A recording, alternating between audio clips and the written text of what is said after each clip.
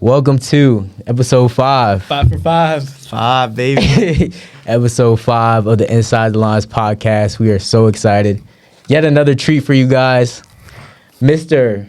First 3-time captain in Duke football history. He said 3 times. 3 times. 3-time All-ACC recipient of the ACC Jim Tatum Award in 2023.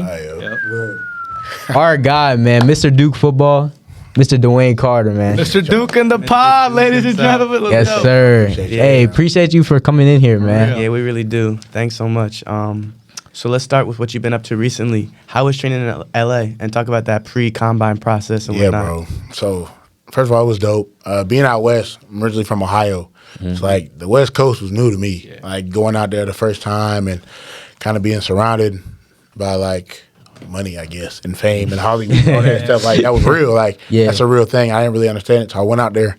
But it was dope. I was at a good place. I was at a Proactive Sports Performance out in Agora Hills, Westlake, California, actually. Yeah. Shout out to them, my guys out there.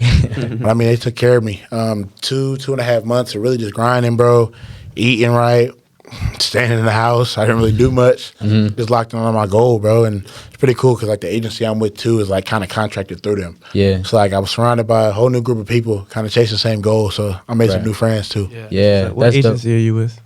Athletes First. Look, hold on. Oh, you got that? Okay.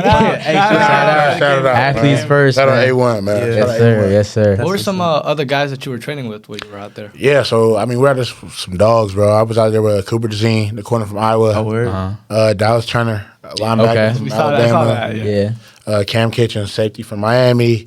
Said Johnson, DN from Ole Miss. Mike Hall, D-tackle from Ohio State. Who else? I was out there with my boy Johnny Wilson, Florida State.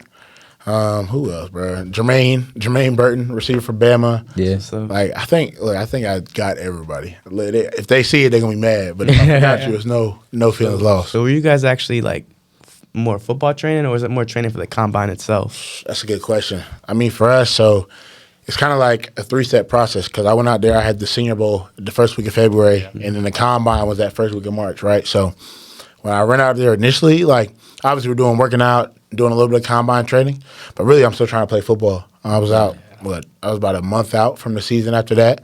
So I get my feedback underneath me, working out on the football drills with my D-line coach. Shout out Coach Ed, that's my dog. Really trying to sharpen up the tools to go out there and put a good performance out in Mobile. And then we kind of transition. The combine is full go. So it's like you're training like a track runner, essentially. Yeah. Get out your starts, change the direction drills. I mean, that bench press endurance on 225. Right, all that, bro. So, like, it was kind of, like, segmented. So then after the combine, I went back out there for a couple of weeks, and it was, like, kind of just general training, staying in shape, doing basically what I've done my whole life outside of that. Right. So for a portion, you're basically training to, like, optimize your performance on those various drills? Yeah, bro. And you'll see, like, first, no shots at anybody before I say this. Like, you'll see, like, a lot of guys will go crazy at the combine, right? And then you don't hear about them for the rest of their career. And some guys just test really well. Some guys don't test well at all. Yeah. And, I don't think it really has any dictation on your career. Yeah. Or it doesn't really correlate, in my opinion, on what you do necessarily. But obviously, it's good if you go out there and run fast, bench a lot. So you still tested well. I mean, we saw your numbers, man. You were balling out in the combine. Appreciate that, bro. First of all, congratulations on even the invite, man. That's big for not only yourself but like the program too. Yep. So that's huge. But kind of just walk us through that experience, bro. Like being out in Indy for the combine. Bro, that's surreal. I mean, that's something I've worked for my whole life. Yeah. I imagine as a little kid, like I'm watching it every year in school when it came on. I'm watching. Same thing with Senior Bowl. Watching in class, locked in. I should be paying attention to school. Just dreaming, kind of visualizing what it's going to be like when I get there one day. And I like kind of manifested that. And it was here. And not only was it here, I was the first person in line because my last name. It was so high up alphabetically. Right. So I got to kick off the whole thing. And I don't think it really set in for real until I got down on that 40 line. Because I didn't go on the field till Thursday, but we got there Sunday. So behind the scenes, interviews, all the medical stuff. You're meeting with teams, like you're walking around doing all these different things, but you don't actually perform until you're there for like 4 or 5 days, which is the crazy part. So then you got to find ways to stay sharp, keep your shape, good shape, all that stuff. So I'm running in the convention center. I'm doing my get-offs, my starts, everything else, running through a convention center or in the hotel, same thing, stretching. So it was crazy, but I was just so locked in because when I hit that 40 line, it was kind of like you could hear a pin drop in there, bro. And it was quiet. Yeah. Wow. You can kind of tell on TV, but you don't really think it's like, all right, this is an NFL stadium. No way it's really that quiet. Or you couldn't hear anything. Like, it was just you and your thoughts for real. And you could hear, like, the laser beep. That's crazy. So it was crazy. I just remember getting down the line. I kind of took a deep breath. I kind of looked up. I was like, bro, like, I'm really here. Yeah. Were all the players watching you, too? Yeah, so that's the other thing. Everybody's right there. So, like, the 40 line's right here, and the line's right here. And then the referee is some old scout. I guess he's that guy. So, like, everybody said he's like the GOAT of that 40 stuff. So, that's what he does. So, he was very serious about the direction. He's kind of cocky, too. It's funny. He was showing, like, his Super Bowl rings and stuff for the Steelers, whatever. He was kind of flexing on it. But it was dope, though, bro. So, everybody was right there. Yeah. What was your favorite sort of experience while you were out there at the Combine?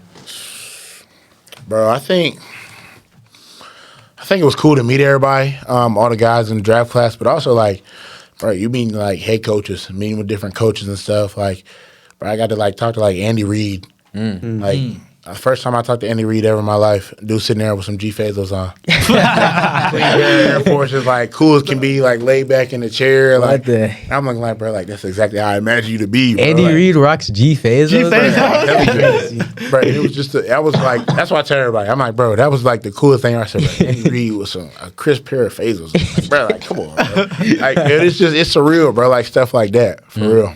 Who are some other people that you met that you didn't expect to meet there? Bro, so I mean, you talk about a business. The NFL is really a business. Yeah. So you got the GMs, owners. Everybody knows, like, Jerry Jones. Yeah. He drives around in a big old bus, and you hear about it, and then you actually get to see his bus, like, riding around in Indy, parked. Different head coaches, bro. Like, Harbaugh just got the job at LA. Yeah. And it was cool for me because he recruited me out of high school at Michigan. So I got to kind of talk to him again a little bit. I talked to the Eagles a little bit, Cleveland. Who up, bro? It was just, it's so crazy because you, like, kind of just rotate through everybody. So I really talked to all 32 type of thing. And then, I mean, you're seeing these guys you see on the sideline. Everybody talks about Mike McDaniel, too, another one down at Miami. That's what I was about to ask. Bro, like, how cool he is, kind of just laid back. Same thing with Antonio Pierce for the Raiders. Like, that's really how they are. So it's funny you see, like, usually everybody puts on the front for TV. Yeah. I think it's different in the fact, like, those coaches, like, their job is to win ball games. Like, obviously, you got to be a good guy, be personable, stuff like that. But they are who they are, or, like, who I expect they would be. Yeah. You know what I'm saying? Yeah, that's dope. I want to know a little bit more about that process of, like, talking to teams, because we saw your teammate Al Blaze, like, he put on his TikTok, he's like, yo, just killed all of our NFL interviews. Like, you know, he was lit. But, like, what is that process like? Because, you know, we see the drills on TV, all that stuff, but we don't really see that behind the scenes stuff. You talking to Andy Reid and all that. Like, yeah, bro. So, I mean, you prepare for it like you prepare for a regular job interview at the end of the day. I went through interview prep, talking to different business personnel they brought in to speak to us to kind of break it down.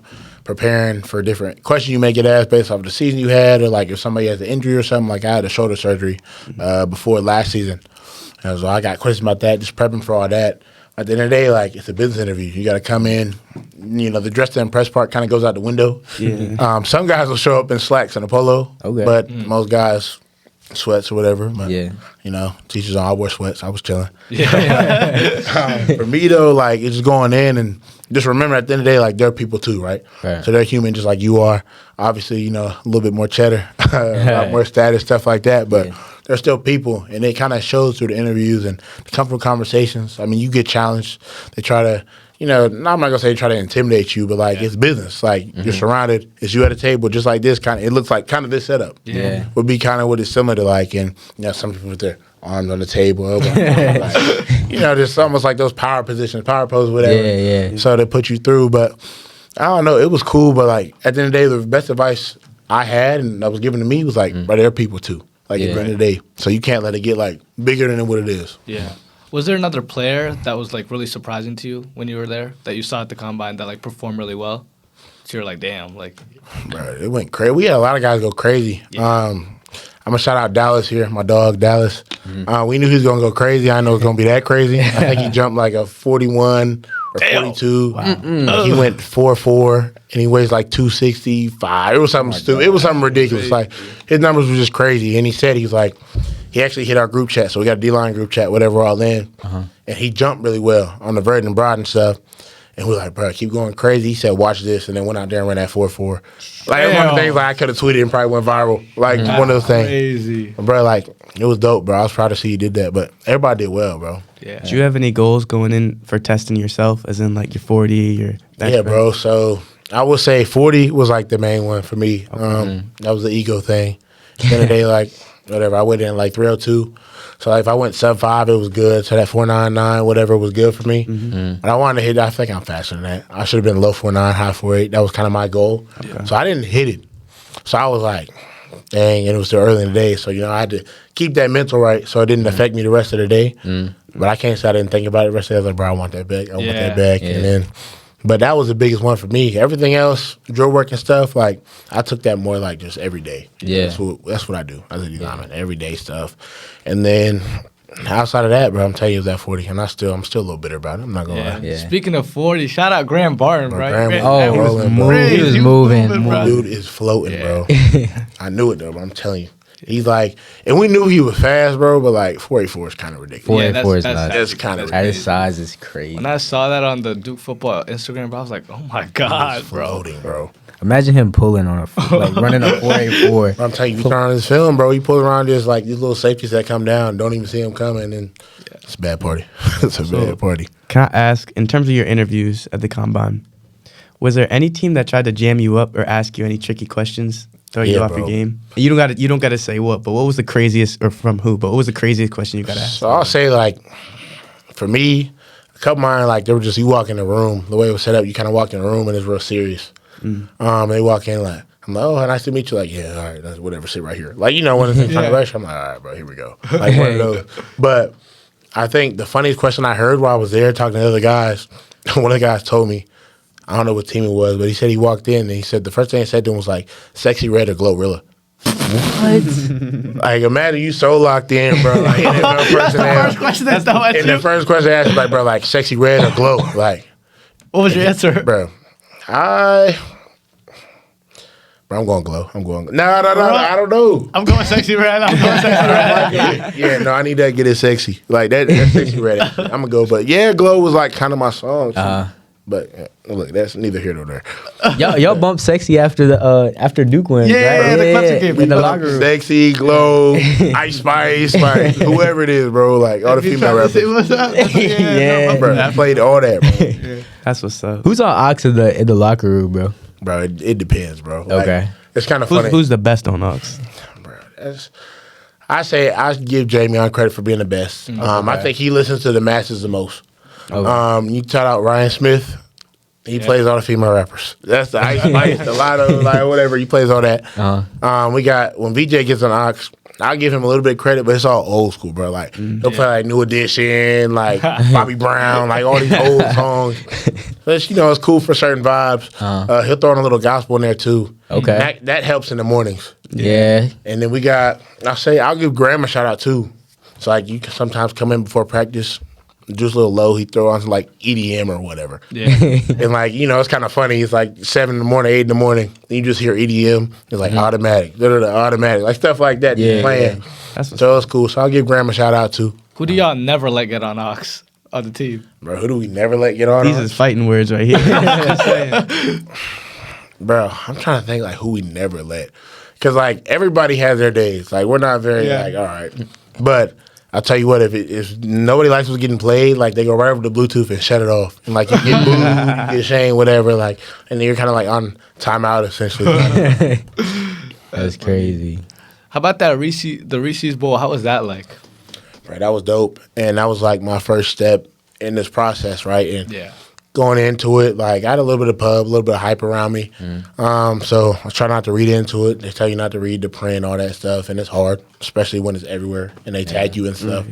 So of course I read it, but I didn't let it affect me. And for me, my biggest thing for me being down there was proving myself right. So like basically proving myself that I am the player that I say I am at the end of the day. I'm staying true to myself, not going down there trying to be Aaron Donald, Great Jared, nobody else. I'm trying to be DeWayne Carter. Obviously, ready to learn. Because it was cool because I got to be coached by all NFL coaching staff, right? Which was dope. So that was cool coming in. And I remember that first day of practice, it was like, bro, it was like a game. Like we all went in the locker room, obviously a whole new group of guys.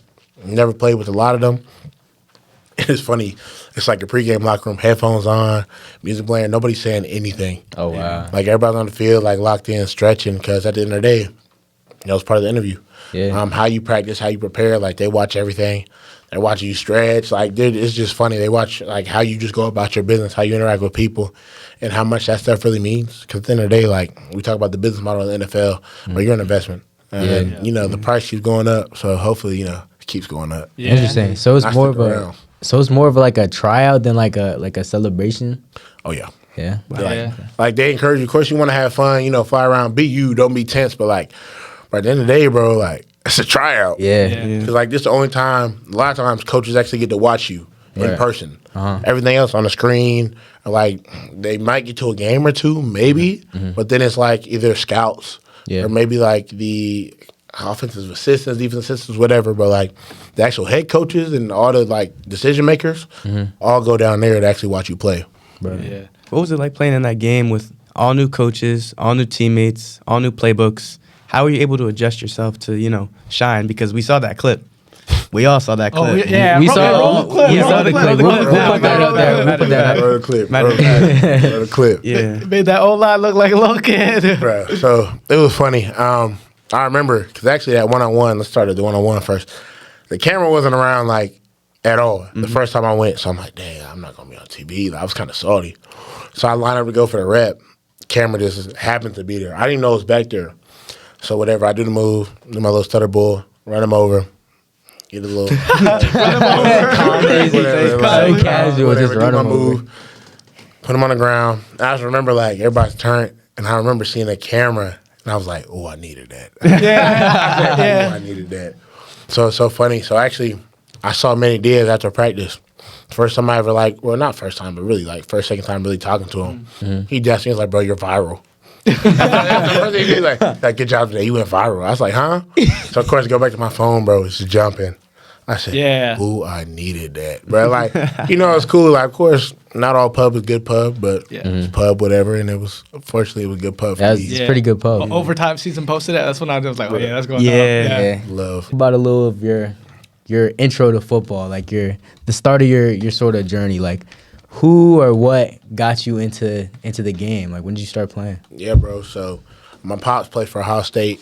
He played receiver, so I don't know how I ended up playing what I play. So, I was younger. Like, I played in the backyard, doing receiver drills, running back drills, all the fun positions, all the cool positions, whatever. Put on a little weight and actually got into football 6th grade. My dad didn't let me play until the 6th grade. He was just really adamant about me developing more or whatever, because I would have been over the weight limit. So all I could do was just play line, which I do anyway. So, in school, I got to run around, play soccer, baseball, all that stuff. Started playing football in the 6th grade.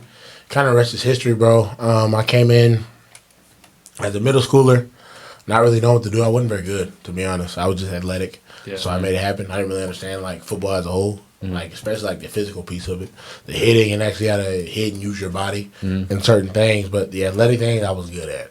Okay. Unfortunately, I had to play in the line of scrimmage. Play line. But that's how it was. And then kind of coming up through 7th and 8th, figuring out a little bit more. And then 9th grade, I think started really flip the switch. I played JV and varsity as a freshman.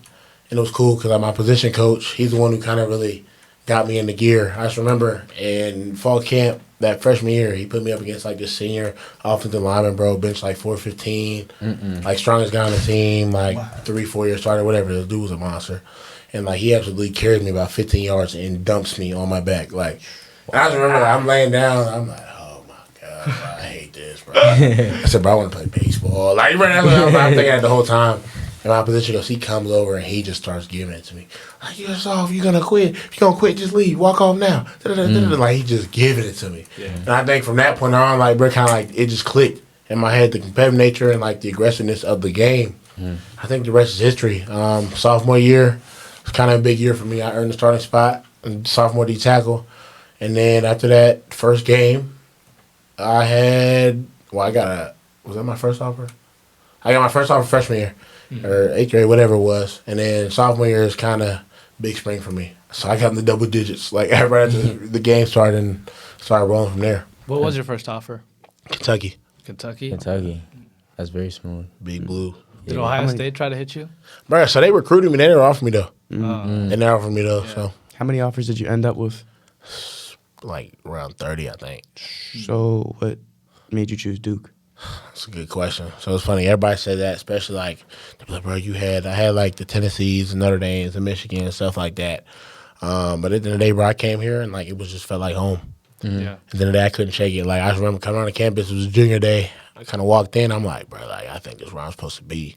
Like going through the visit, meeting with all the people, the support staff, the academic stuff. Like it just kind of fit who I was as a person. Yeah. And it was kind of like the same way I present myself to the world. For me, like I am who I am. I'm not gonna change. If that's not good enough for you, that's fine. It doesn't matter to me. And that's how Duke was in the recruiting scene. I mean, you guys know how this football stuff is, bro. Yeah. With all the recruiting, trying to sell people and everything else. And when I came on my visit, they just presented who Duke was, who we had here, what we had here. And if that wasn't good enough for you, that's fine. Like, you can move on. And, bro, that's exactly who I am. And that's what I try to hold true to this day. And that's really why I ended up here, for real. Wow. Yeah. So when did you commit to Duke? The summer going into my senior year of high school. Okay. Okay. Yeah. Was there another school that you were trying to choose from, or did you just know that it was Duke? Like, I was talking to other schools, Yeah. but, like, Duke was always in the back of my mind. I think, like, at the end of the day, I was talking to, like, I think Pitt, Minnesota, like, Indiana, and, like, Michigan State was, like, my top 5 or whatever coming out. Yeah, Yeah. very smooth. I want to talk a little bit about your baseball career, bro. I saw you were tough. You were all district. I think it said all state on your thing. Like, talk a little bit about that, your baseball journey. Yeah, bro. So that was my first love. I mean, we touched on it a little bit. I wasn't allowed to play football. So soccer and baseball are my sports. Coming up, I really want to be a professional soccer player. Obviously, I got a little too heavy. I can still run, though. I can still run with them. But I got a little heavy. Switched over to football, but baseball has always been my thing. Left side from the plate, I was switching it growing up. Okay. Went into high school, switched a little bit my freshman year. Left side was just too dominant for me. Same thing, JV varsity, as a freshman. And I had a great coach. Shout out Ray Noe. That's my guy. He coaches at VMI now. He's Okay. at VMI. Yeah. So he's doing this thing, but he kind of really took my game to the next level. Him and our whole coaching staff. I can name them all, but specifically Coach Noe, Coach Gus, our infield coach, and then Coach Schultz was like our strength. And he did outfield, I think, or infield too. I don't know, but those are kind of my guys. Yeah. They kind of turned my game around. And through the recruiting scene for me too, I was really supposed to play both here. At the end of the day, I was supposed to play Really? both. Yeah. So I got a relationship with Coach Pollard and everybody else. So when I came in June, I was doing like kind of football stuff in the morning. And other baseball guys would go on the field and hit, do some field work, whatever, throw around. Wow. Get ready for the year. And I redshirted as a freshman for football, so I was going to do the same thing for baseball. One, we had a freaking squad, but they went to the Supers that year. Like some couple draft picks on there. So Yeah. it made sense for me to redshirt. And then pandemic hit back half of my freshman year. And then we didn't come back to school till July 12th, I think, was when we reported back from football. So I really just had to make a choice, ultimately, whether I was going to try to do both and catch up in both or just stay with one. And I stuck with the one that was a scholarship because I was not paying for this. Yeah. And that's really what it came down to. But I'm not going to say it's a regret of mine, but that's my only thing. I'm like, bro, like, I wish I would just try one season. Like, even if I was terrible, like, even if I tanked. Because even over the pandemic, like, I played summer ball at home. But, bro, I just wish I would have tried one season, really play. That's amazing. I did not crazy. know you would. Yeah, I did do not know two. that. So what position were you? Bro, so I'd have been like a first base DH here. Okay. In high school, I was first DH and I caught. I played catcher too. Okay. So that was my thing. Very smooth. You look like you were a power hitter. Like you used to. Right. You know what's funny? So like, I don't know what you've seen, but there wasn't a lot of home runs. It was more like I was gap to gap. I had a lot of doubles. Okay. Swipe some bags a little bit. Swipe some bag. Okay. That's tough. I'm telling you. Ask all my coaches. Nobody ever believes me. Actually, the Eagles. I told the Eagles that. In the combine, they said, yeah, bull, whatever. I'm like, yeah, all right, bro. Call my coaches. If y'all see this. Hey, on my Howie's page. going to come grab you. Just Bro. from that, Howie's going to go get you. Bro, I'm saying, look, he just come get me too. He loves those young D linemen. Yeah. That'd be cool. But that's what I did, bro. I was gap to gap. A little bit of power. I had a couple bombs here and there. But Okay. Yeah, That's the what I did. fact that you played D1 in both sports at one school for a season, that's crazy. That is. I wish. I should have, bro. Never mind. Well, yeah, I'm reminiscing. Yeah. I asked Amina and Deanna this. What was your walk-up song in high school? Oh, bro. So mine, I had two. So One of them was Revolution by Kirk Franklin. Okay. Yeah, so it was like it was kind of an intro of it. Walking up to it, and then my other one was like the ASAP Ferg song. So this is my favorite one though. Like if I knew I was gonna hit it, like I was feeling great, like I'd be like, bro, play the Ferg. And he'd be like, what was it? Gucci down to the socks. Like I'm Biggie Papa. Baby. Don't cry, be like, baby. Like in the back bro, so it was dope. Like I walk up, like in the picture here, they'd be like, all right, bro, like this guy might be him. You know what I'm saying? So those are like my top two. And I think I had like trophies on there by Drake, but I never used that one. That's a good one. If you could do one right now, what would you do? Would you change it up? Bruh. I would do a troll song now. I'm not gonna lie. I probably use some like Yeah Glow or like Get It Sexy, like stuff.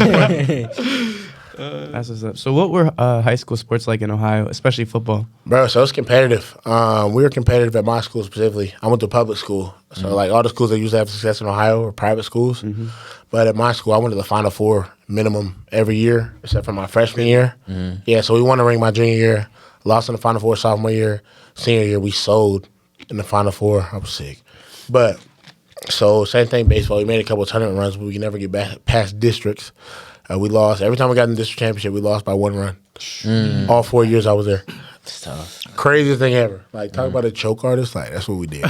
But that's what it was. It was competitive, though. There's a lot of people around the country that are from Ohio running track. A lot of people, it's funny, start off in Ohio, and they end up down south. They go to Texas, like they go out west. Simply weather stuff, too. But it's a lot of athletes. They come to Ohio, and, you know, I claim Ohio's a football state, too. People like to argue. I say, look up the numbers. We got some ball players. Who were some of those players that you played against? Bruh, so coming out, it's funny. I'm like one of the first guys out of my like kind of class I came with that is kind of in this transition period right now. I think the only guy in that class with me that's in the league right now is Zach Harrison. He was a DN out of Ohio State. He plays for the Falcons now. Okay. There's a lot of guys still in school.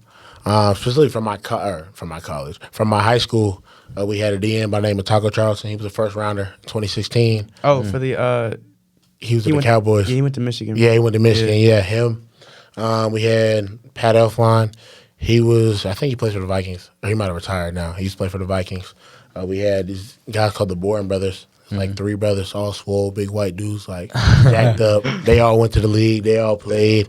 So, bro, like, it's a couple other people. But off the top of my head, but like some good history at my school, like guys transitioning on, and even around the area too. Yeah. Did you have a relationship with any of those guys, or?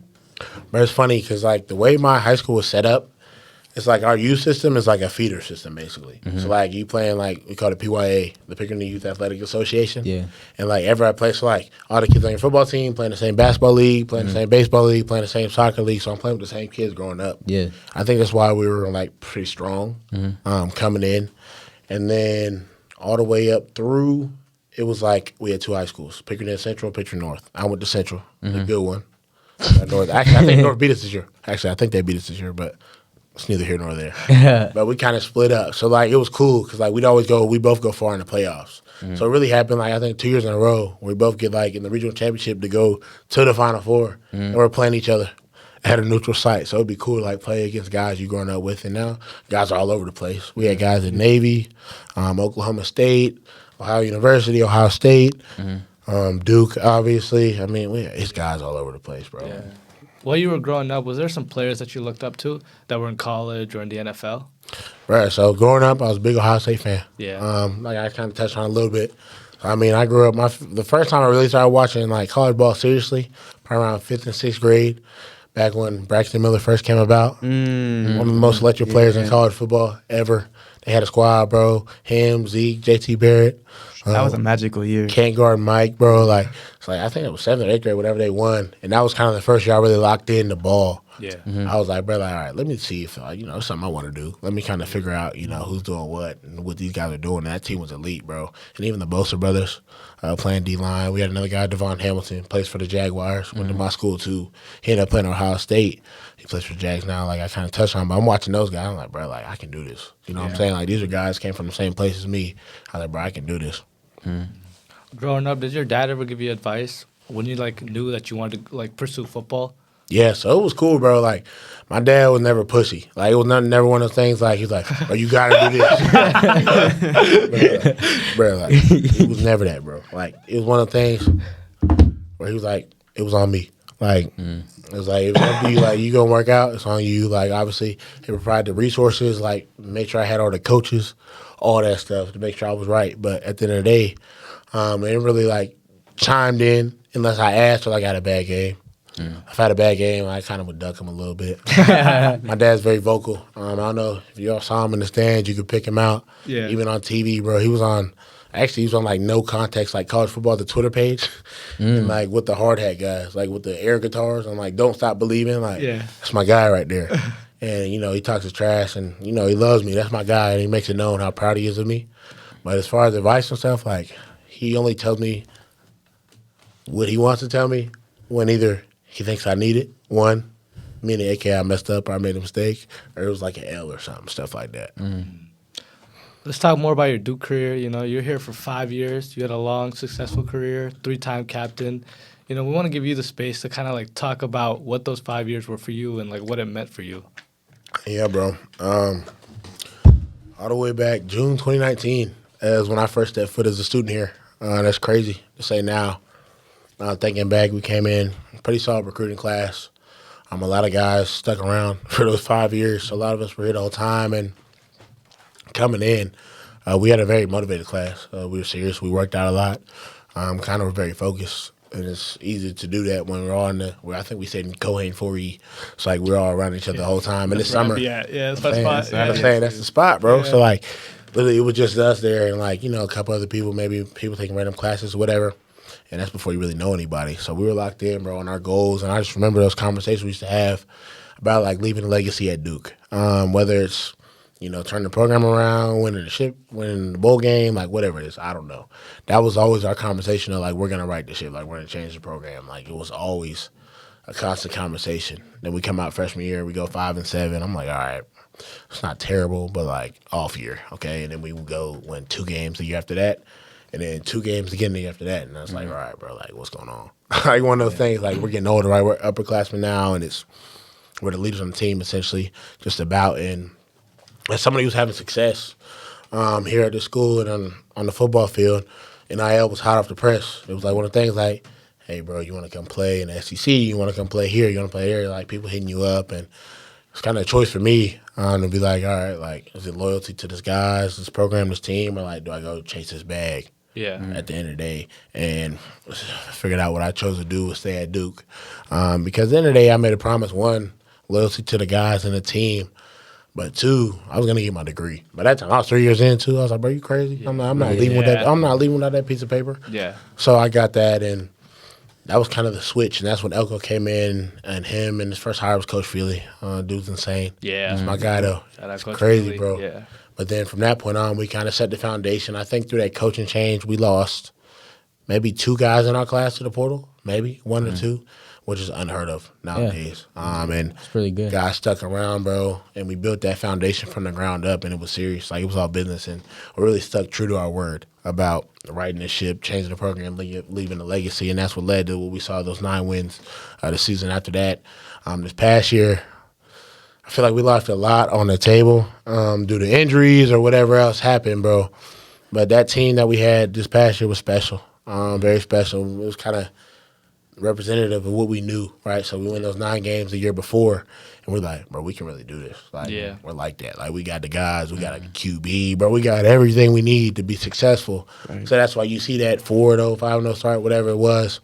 Notre Dame, we do some bad defense, lose a ball game. Riley gets hurt.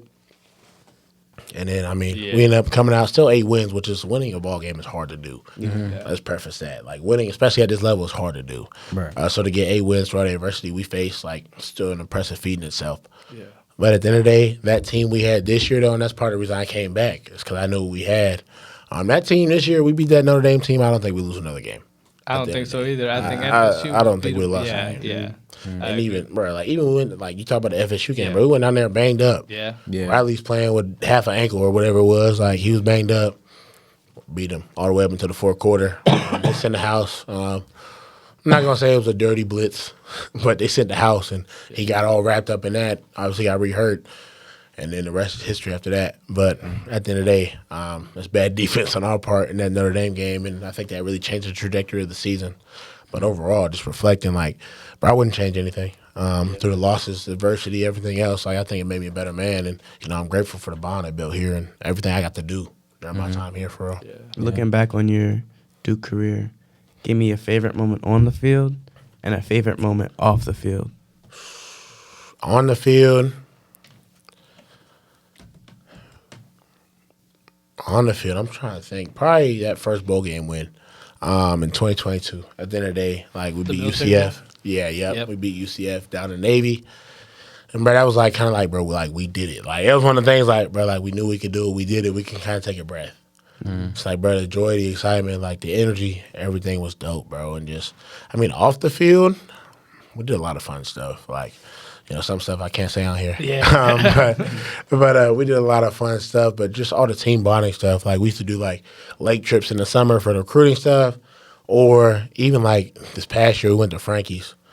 In the middle of camp, bro. So, like, we're out there go-kart racing. I'm in the batting cages, like, just being a kid again. But we're competing.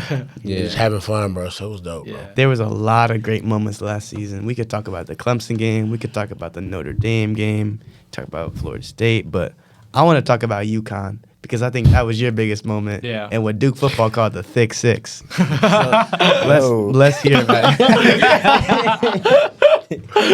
Let's talk about it, man. Everybody was so hyped when you got that tutty. Yeah. Big Six.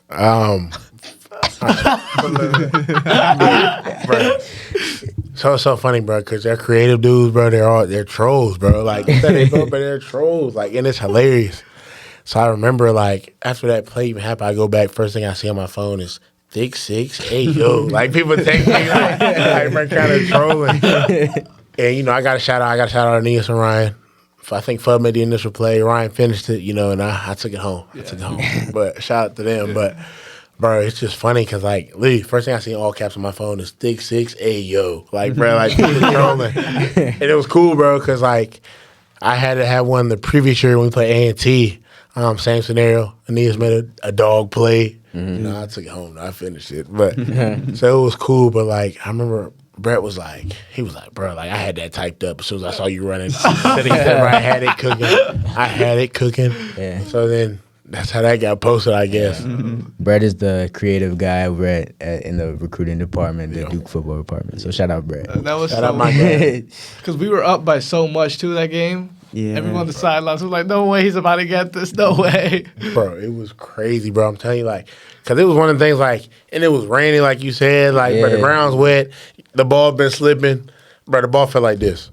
I was like, wait. I was like, I'm out of there. Yeah. I'm out of there. Yeah. And I hear some of the defense guys talking about, so Wayne's the luckiest guy to ever exist. Oh, on this but they were planet. pissed. They were pissed. Because that's like, it was funny. Like, that was kind of like the inside joke around there. Because, like, bro, like, this happened, luckiest guy ever. Yeah. Whether it's like a sack or like 2 fumble recovery, whatever it is. Like, but it's like, bro, I'm just lucky.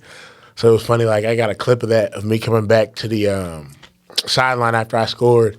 And you hear him like, bro, no way. Oh, my God, no way. Like, bro, he's too lucky. Like, it would happen to you.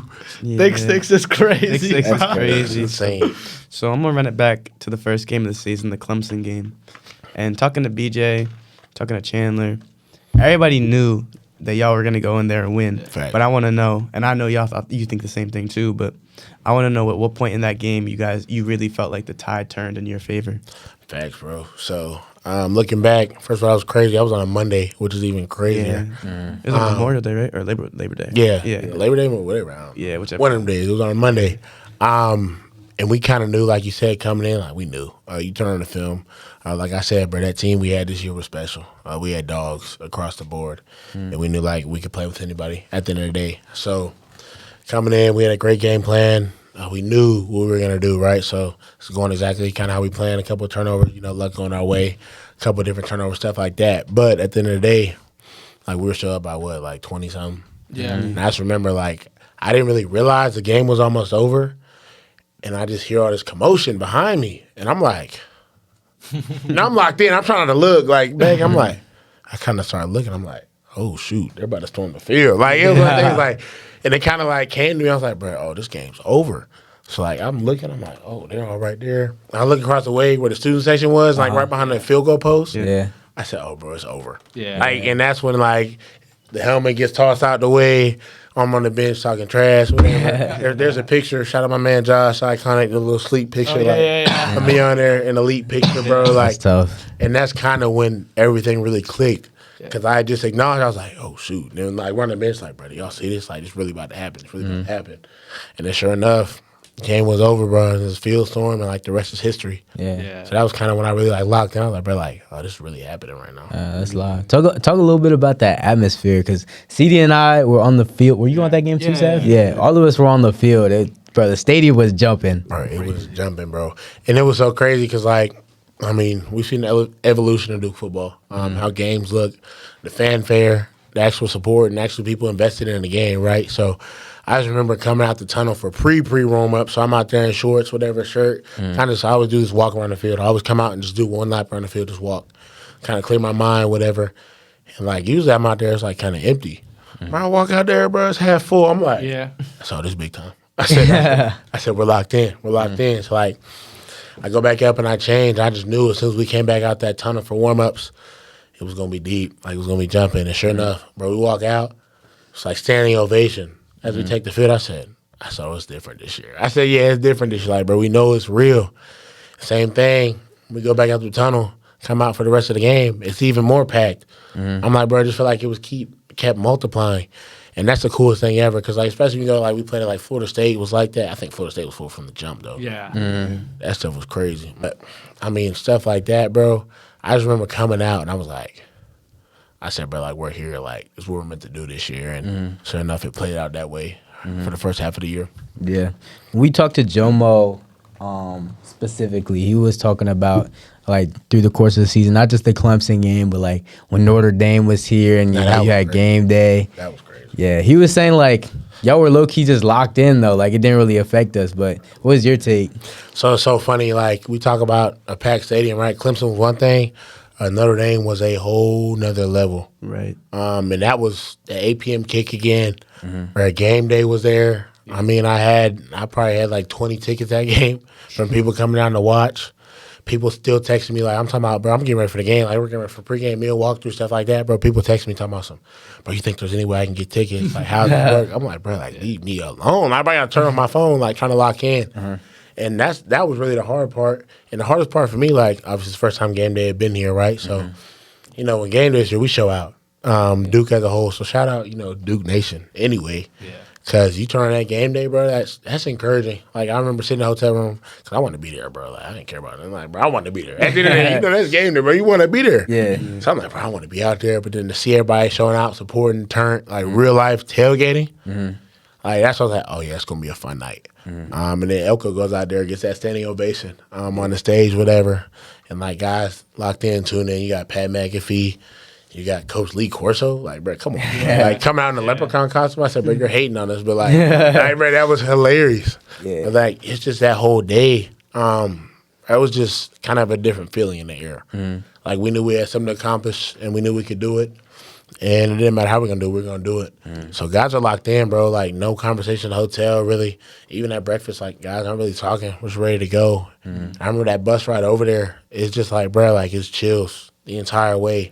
I mean, it's not very far because we stay around the corner from the school. Like, it's a 5-10 minute bus ride. But I always listen to 2 songs, well, specifically 2 songs to start. I always put on that Phil Collins In the Air, right? That's the first one I play every time. And that's a long song. And I started kind of late, so it kind of played into as we were pulling up in front of K-Ville. So, like, bro, it's hitting, like, and it started going. Then we get through that intersection right here to come to the BC, and I see the parking lots full, sidewalks full, like, Notre Dame fans flicking off our bus. So I said, oh, yeah. I said, this is what I love. Like, bro, this is it. Like, and, like, the beat dropped, the drums, whatever, like, right before we get off the bus, and we walk. But I just remember getting off that bus, and it erupted. Like, bro, it was insane. Like, it erupted, like, real deal fanfare. Like, that was the longest Devil Walk we had, just from the fact, like, you could barely get through. Guys getting stopped, pictures here, can you sign this, like, stuff like that, bro. And it was like the whole thing kind of gets you out the moment for a little bit. Like, you just try to enjoy it. And you're like, all right, I got to lock in. And same thing with the pregame and warm up and all that, bro.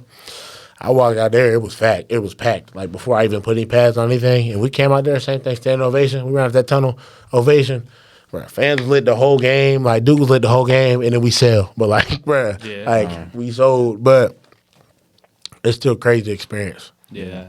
I feel like even though y'all lost that game, y'all still knew that like you could compete with anybody because Notre Dame went head to head with Ohio State the week before. Facts, right? Facts, bro. It was crazy. They had, I think 3 primetime games back to back. They played O State, they played us, and they played I think USC. Yeah, they played USC after. Yeah, and they beat the mess out of USC. They did. Yeah. But bro, it was a tough week for them. They had to bounce back after that and come play us, and we kind of brought it to them early. Had them on the ropes, like I said, didn't get the job done.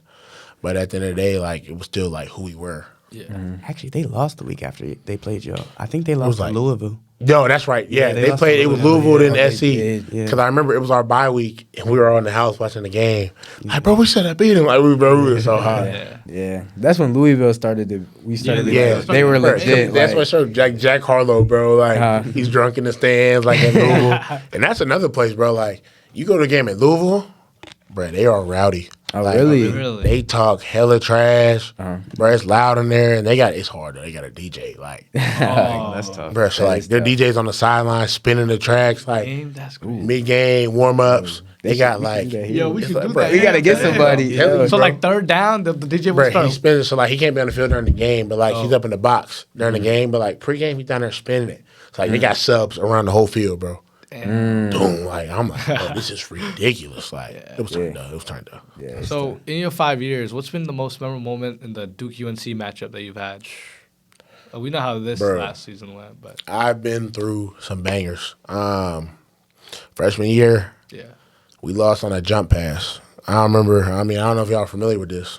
Same thing. Comeback. We came all the way back. 2-minute drive. We're on offense this time. We're on the 3-yard line. 2-yard line with 18 seconds left, whatever. Second down and goal. It was like 2 timeouts, another timeout. So our offensive coordinator at the time, he calls a jump pass. So Q takes a snap, hands the ball off. Deion Jackson was the running back.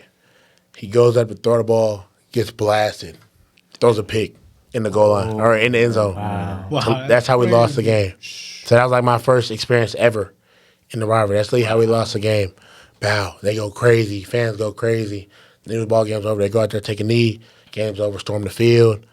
Like one of their players came over to our parent section, like flicking them off, like talking crazy, bro. Like it wasn't a brawl, but like it would have been like if there wasn't like security there, because like people weren't going for that. Like at the end of the day, but bro, that was like the craziest game. That was my intro to the rivalry. It was at Carolina, like, and I got to see like how their fans are. Bro, they beat us. They're throwing popcorn and drinks like on our parents and stuff, like in the fan section, bro. Like it was sick, but it was a rivalry game though. Wow. even this year was crazy too. Bro, this one, like I got a lot of words about this one. Yeah. First of all, let's start. BJ had a lot of words. First of all, let's start off with this. They have Drake May, a top 3 quarterback on the board right now. We had young Grayson, the gunslinger Loftus, 18-year-old, who got thrown in the fire, right? Going back to fourth and, quite frankly, outplayed him. At the end of the day, if you look at the thing, he outplayed him. You can talk about controversial calls. We may have had a pick to end the game. I don't know. They may have had a legal man down the field on a couple plays. I don't know. You can talk about a lot of stuff, but I don't know. I just play the game. So, but end of the day, 3 overtimes, we lose. Like, Jomo goes fed for like 4 tuds. That was crazy. Nobody could guard him. Like, he's talking trash as he's scoring and catching. Like, bro, like, I'm watching. I'm like, bro, like, all right, all this stuff's going our way. I said, there's no way we're going to lose this game. I said, God, there's no way. Like, it was one of the things, like, bro, like, it was just going so right for us. And then overtime, obviously, controversial calls. This is what it is. We ended up losing. And I just think back on it because, like, my whole career, bro, I lost 3 heartbreakers to him. Yeah. That really should have been wins. Yeah. Wow. So, like, I never beat them. The fans were going Sickest crazy feeling. after that game, too. Bro, they stormed the field, bro. They put, like, I think they got Ryan and Stentz on Barstool, bro. They got Rhett on They got Red on Barstool where he knocked it. They got Rhett on Barstool, bro. Where he punched the camera. Like, it's like, it's funny to look back on, bro, but, like, that game should have went a whole nother way, bro. I want to talk a little bit about like a theme that we kind of observed over your Duke career here, which is like your sense of leadership, honestly. Yeah. You know, we already talked about it, 3-time captain. You know, this year you were the team MVP, defensive MVP. Obviously, you did your thing on the field, which is why, and off the field, which is why you're in the position you're in right now. But my question to you was, like, you know, a lot of good leaders, when they start off, they're once a good follower. So I'm curious, like, what were some of the leaders you grew up, like, sort of looking up to that kind of molded you into the character you are today? Yeah, so I kind of answer that broadly in a long sense because it's kind of a long-winded answer. But I'll be shorter in the sense of, one, I had good parents, bro. At the end of the day, my parents showed me leadership. They taught me the right way. It was like right and wrong. There wasn't no gray area. At the end of the day, that's how it was for me and my sister at home. And then I had a lot of good older guys in my high school. Like I already touched on a lot of guys going next level, guys doing the right thing and showing me how to get to the next level. And I'll try to be a good listener at the end of the day. And when I come here, low man on the totem pole again, whenever I go somewhere new, same thing in the next level, I always identify who I think is the best leader in my eyes. It's not necessarily like the guy with the captain on his chest, like whatever. Like it's whoever I like really respect, you know. And I guess I could use admire a little bit in that situation, like because I want to be there one day. Just where they're at, so I kind of listen, get to know them, and really basically attach myself to their hip. And it's just like kind of following what they do, watching what they do, but I never try to emulate anybody. And I think that's where I kind of set myself apart because a lot of people will try to be somebody they're not, and that's in anything. So for me, I always watch and learn and see what I can take from whatever their game is, their mental, whatever their mentality, and kind of bring it to my own, and then go from there. So that's kind of what I did my freshman year. We had two old guys. Shout out Coach Buck. That's my dog. Trey Hornbuckle was like, that was the guy. He was the captain too. And for me, bro, he was a hard worker, a vocal leader. He did everything 100%. Like he played hard. Like he did everything that I respected and wanted to be and I admired. And that's kind of who I paid the most attention to. And still to this day, we have a great relationship.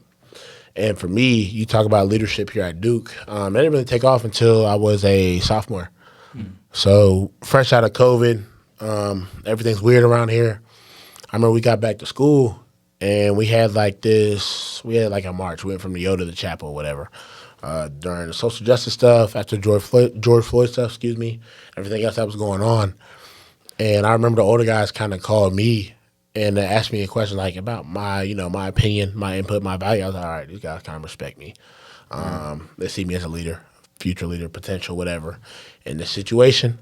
And then we got to the chapel, and it was funny. It was like one of the things like, now what?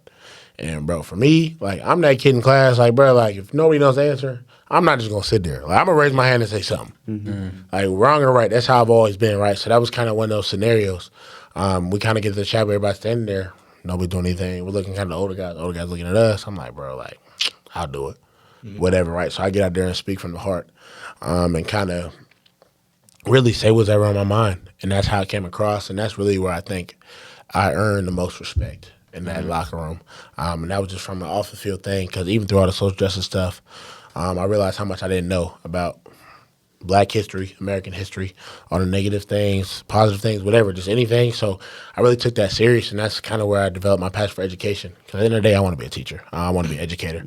So that's the space I'm going to be in, hopefully while I'm playing and after I'm playing as well. But that's kind of where I gained that original respect and that initial respect outside of me working hard in lifts, running hard, being in front of the line for things, encouraging people, being a vocal guy, or just being a good teammate. And you talk about leadership, the best leaders are the best listeners at the end of the day. And you got to do something that's best for the whole group. It's not just for you.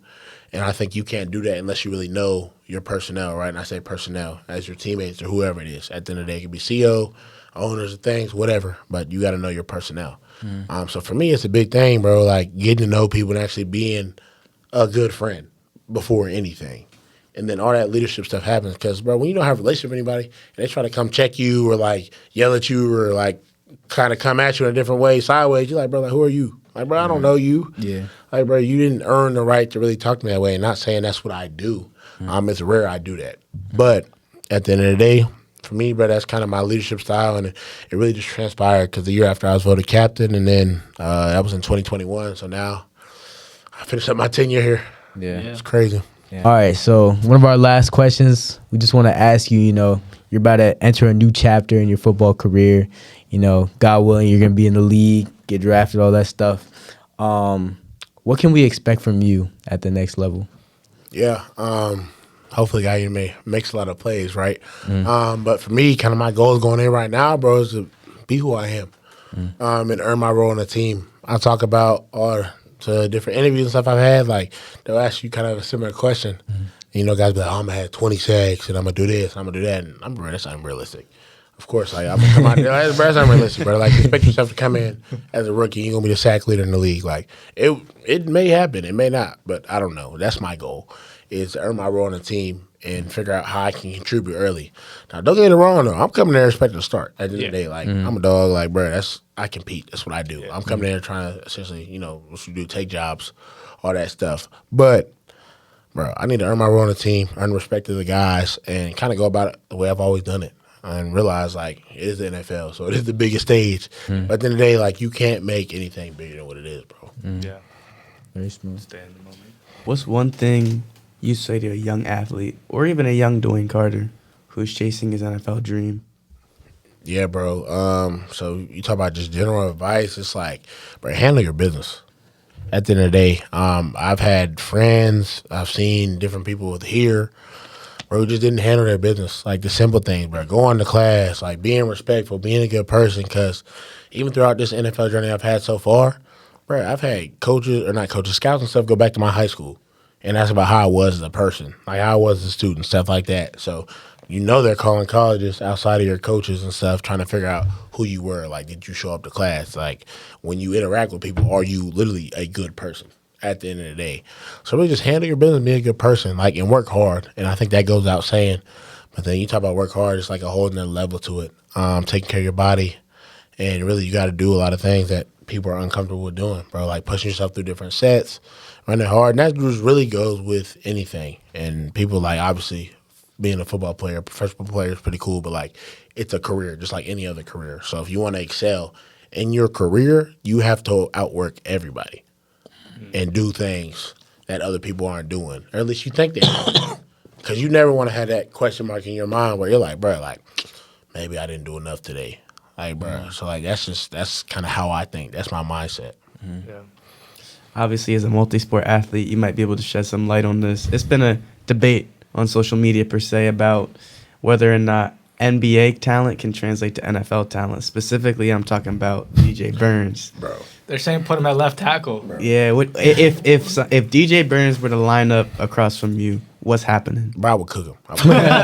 Straight up. But I will say, like, he's athletic enough to the point, like, where he could probably learn the position. There's a lot of people they just throw in there like, oh, so-and-so should do this. But no, that's not how it works. But then you got to add the physical aspect too, because, like, physical in basketball is not the same thing as physical in football. Like, it's not even close. So you got to learn that aspect of it too. But, like, oh, yeah, right now, no, he's getting cooked. Yeah. He's getting cooked. So what's your take on, a lot of people on social media, they'll be like, bro, throw Bron at tight end. He's the greatest tight end of ever. I'm not going to lie. That's one of them dudes, though, like, bro, it's LeBron. Like, bro, have you seen his high school tape, like, of him playing football? Like, I'm not going to lie to you, bro. Like, Bron, like, you throw a fade to Bron, bro. I don't, like, him and Zion would be two guys. I'm like, all right, bro, you throw a fade to them, bro. Like, I don't know who's out jumping them. Right. Or who's actually going to be able to, like, bring them down. Yeah. So I don't know, bro. 40 right now, too, bro. Yeah. Bro, I wasn't even thinking about Zion. Zion would be crazy. Because that's also, like, 280. Bro, he's huge, bro. Yeah. Like, he played DN, whatever. But, like, bro, I would put him out at tight end, split him out. He wouldn't have to run no route. Just run straight down the field. And I'm going to do this. And he's just going to out-jump the dude. That's like Giannis, too. Yeah. If Giannis had, like... It's cheating. That's what that's if Giannis had, like, motor skills, because I feel like because he can't shoot, I feel like he can't shoot. But, like, if Giannis could... if Giannis could, like, I really think Giannis would take over the league. Man, it's not ridiculous. Have you seen the argument, though? They say Giannis has no bag, though. Like, he's just athletic, so he just run past people. That's what I'm saying. No motor skills. They say Giannis has no bag. That's what they say. Yeah. I don't know. Who are some other players in the NBA? How about NFL? What NFL players could, like, go to the NBA, you think? Because I feel like that's, bro, you know what I'm saying? Myles Garrett, you seen him? You seen him, bro? He could go in there and be a big. Yeah. Bro, it's a dude who plays for the Browns, DeWayne Jones. He's nice. He's like a 6'9" offensive Oh, tackle. he played at Ohio State. Yeah. Yeah. But he was a hooper, though. Oh, really? He didn't play football till late in high school. Like, he's a real deal. Like, he's kind of like DJ Burns. No funny stuff. He's kind of like him. He says he can hoop for real, but, like, I think there's so many people in the NFL that can play in the NBA because so many people played basketball. Because we got some guys on our team, like, here at Duke, where I was like, bro, they can hoop in college. Like, dudes could actually hoop in college. Jomo, yeah. Like, Jomo could hoop. Eli Panko could hoop. Riley could hoop. Yeah. Oh my God. Yeah, Bro, we that got, one. bro, I'm like, it's a whole list of guys, bro. You can go down. Yeah. They can actually play in college. Yeah, in the NFL. I mean, Keon Coleman's not there yet, but he did play But he like played at both. Michigan State. Yeah. So Bro, it's crazy. If you had to form a team to go undefeated in 7-on-7 football, and you're part of that lineup, who you taking? But they're going to put me at the tight end first. They gonna put you at tight end. Tight end. Okay. Tight end. Is this team at our Duke people or just anybody? Nah, anybody that you want. Yeah. I'm going to get a Drake May answer. Oh, the white quarterback. Let's see. I'm put me at tight end. That's simple. Quarterback, 7-on-7, so the quarterback can't. Let's see. I need Pat Mahomes at QB. Receivers, I'm going to go Justin Jefferson. Jay Jettis. And then I'll go Jamar Chase. I'll do the LSU duo. So that's Over Tyreek. I said Pat. Right. Oh, that is true. Actually. Yeah. Wait, hold on. One. That's me. he has 7 though. He can Pat. still put him in there. Yeah, I guess on the What, slot. me, Yeah. Pat Mahomes, Jamar Chase, Jay Jettis. I put Reek in the slot. That's 5. 2. I need a back. Bro, who would I use? No, I'm gonna go another receiver. I'm going Stephon Diggs Okay. as my other receiver. And then I want to throw a running back in there though. Let's go Saquon. I'll throw Saquon. Saquon in the backfield. I need Saquon. That's a solid team. That's a solid Yeah. team. Like that's another, especially him and Jalen Hurts this year though. Like Yeah. they should be elite, bro. That's gonna be dangerous. Yeah. Yeah. Well, appreciate you for coming out, Yeah, Wayne. bro. Yeah, we really Appreciate y'all, bro. This was fun, bro. Hey, good luck at the next level and through this whole process too, man. Appreciate Yeah, for real. We're really pulling for you. That's We're love. gonna be watching, That's bro. love. Yeah. Appreciate it, For sure. Oh, also, who should we have on next, man? Oh yeah. bro. Who should I have on next? Anybody. It doesn't have to be Duke athletes. So Anybody. you need another old hit on there. Like hit up Eli Pankel. Yeah, we did. Yeah. Hit up Eli.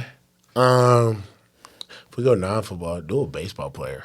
Okay. Yeah. Yeah, we were Go, thinking about go my that. boy Chad Knight. Chad. So Chad's the same age as me. Okay. He plays on the baseball team. He's been around a little bit. Okay. Talk to him a little bit. Actually, he's the dude who went viral for knowing all the World Series champions. I don't know if y'all saw that. Like, wasn't Oh, sure. I think I saw that video. He was like rapping. bro, he rattled all the Yeah, World yeah. Series champions off in a row. Wow. Like it's just off of memory. That's Like, crazy. I don't know, but that's my guy. Okay. Check him out. Check him out. Very smooth. What about non-Duke athletes? Do you have any? Non-Duke athletes, bruh. I don't know how to think.